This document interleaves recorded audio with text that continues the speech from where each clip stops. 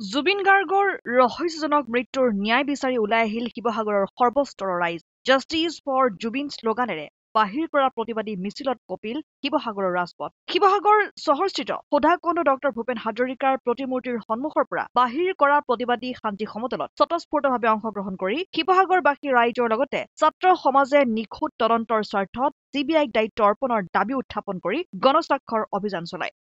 আজি ঐতিহাসিক শিৱসাগৰ নগৰৰ মাজমজিয়াত আমাৰ প্ৰাণৰ শিল্পী, হৃদয়ৰ স্পন্দন, জাতীয় সম্পদ, অসমীয়াৰ ভগৱান স্বৰূপ জুবিন গাৰ্গৰ যি অকাল মৃত্যু হ'ল, সেই অকাল মৃত্যুৰ উচিত ন্যায় আৰু তদন্ত বিচাৰি শিৱসাগৰীয়া ৰাইজে আজি ৰাজপথলৈ ওলাই আহিছে।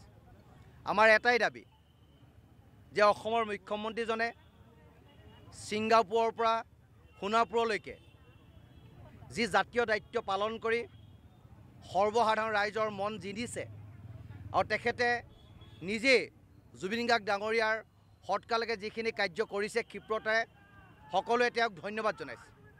কিন্তু আমি তেখেতক এটা অনুৰোধ জনাব বিচাৰিছোঁ আৰু শিৱসাগৰীয়া হিচাপে দাবী উত্থাপন কৰিব বিচাৰিছোঁ যে আপুনি অন্ত্যেষ্টিক্ৰিয়ালৈকে যিখিনি দায়িত্ব পালন কৰিলে তাত অসমীয়া ৰাইজে অভিভূত হৈছে, আপোনাক ধন্যবাদ দিছে। কিন্তু প্ৰাণৰ শিল্পী, হৃদয়ৰ স্পন্দন জুবিন গাৰ্গ ডাঙৰীয়াৰ মৃত্যু ৰহস্য ফাদিল হ'ব লাগে।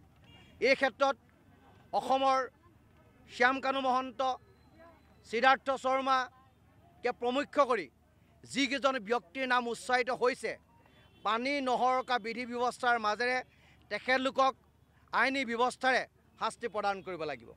আৰু যদি আপুনি তাকে নকৰে, যি 30 লক্ষাধিক জুবিন গাৰ্গ অনুৰাগীয়ে ৰাজপথত ভৰি পৰিছিল, আজি মৌনতাৰে আপোনালে চাই আছে আৰু সকলোৱে একেস্বৰে একেলগে ৰাজপথলৈ ওলাই আহি আপোনাৰ বিৰুদ্ধে, চৰকাৰৰ বিৰুদ্ধে আৰু ন্যায় প্ৰদানৰ স্বাৰ্থত সমবেত হৈ আন্দোলন ঘোষণা কৰিব।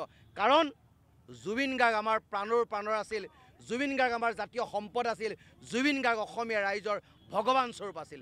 সেই ভগৱান স্বৰূপ ব্যক্তিজনক যদি আমি ন্যায় প্ৰদান কৰিব নোৱাৰোঁ, তেতিয়াহ'লে এইখন আইনৰ অধীনত থকাটো কোনো যুক্তিসংগত নহয় আৰু এইখন চৰকাৰৰ তলত থকাটো কোনো যুক্তিসংগত কথা নহয়।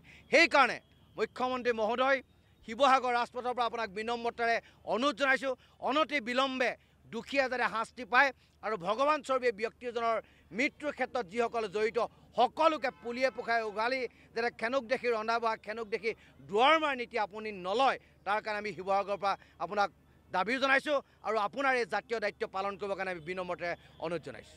হয়, আমাৰ অসমৰ প্ৰাণ জুবিনদাৰ মৃত্যু অতি দুৰ্ভাগ্যজনক। আজি মই চৰকাৰ তথা কৰ্তৃপক্ষক অনুৰোধ জনাব বিচাৰিছোঁ আমাৰ ছাত্ৰ প্ৰজন্মৰ হৈ যে জুবিনদাৰ দৰে এগৰাকী মহান মনীষীৰ আজি যি মৃত্যু হৈছে, মৃত্যু অতি দুৰ্ভাগ্যজনক আৰু তেওঁৰ মৃত্যু উচিত তদন্ত হ'ব লাগে। আমি দেখিছোঁ যে CID তদন্ত কৰিবলৈ SIT গঠন কৰিছে, কিন্তু CID তদন্ত নহয়, আচলতে আমি ছাত্ৰ সমাজ তথা শিৱসাগৰীয়া ৰাইজে আমি CBI তদন্ত বিচাৰিছোঁ যাতে জুবিনদাই অতি শীঘ্ৰে ন্যায় পাওক। জুবিনদাৰ যি কাল্পিতসকল আছিলে, যি শ্যামকানু মহন্ত হওক, সিদ্ধাৰ্থ শৰ্মা হওক, লগতে তাত উপস্থিত সেই য়দখনত উপস্থিত প্ৰত্যেকজন ব্যক্তিকে তদন্তৰ আওতালৈ আনিব লাগে, কঠোৰতম কঠোৰ শাস্তি প্ৰদান কৰিব লাগে। এয়াই আমাৰ আহ্বান। ধন্যবাদ। শিৱসাগৰৰ পৰা সৈয়দ মুস্তাকুৰ ৰহমানৰ ৰিপৰ্ট, অসম আদিত্য।